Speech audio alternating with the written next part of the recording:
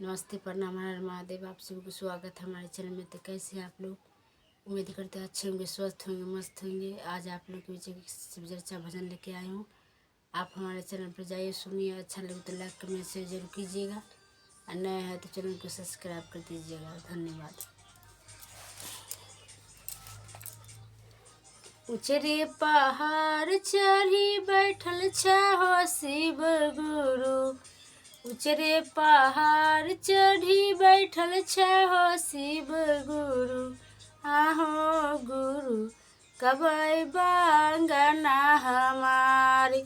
आहो गुरु कब अइबा अंगना हमारे। अंगना में चर्चा तू करी है गे शिशिया। अंगना में चर्चा तू करी है गे शिशिया। आगे शिशिया सब गुरु बहिना के बुलाए।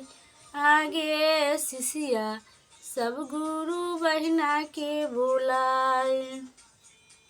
केकरा के दुखबा सुनइबै हो शिव गुरु। केकरा के दुखबा सुनइबै हो शिव गुरु। आहो गुरु क्यों नहीं दुख पतियाय। आहो गुरु क्यों नहीं दुख पतियाय। मन में धैर्य तू ही बनी है गे शिशिया। मन में धैर्य तू बनाई है गे शिशिया। आगे शिशिया नमः शिवा करी है तू जाप। आगे शिशिया नमः शिवा करी है तू जाप। उचरे कैलाश चढ़ी बैठल छहो शिव गुरु। उचरे कैलाश चढ़ी बैठल छहो शिव गुरु।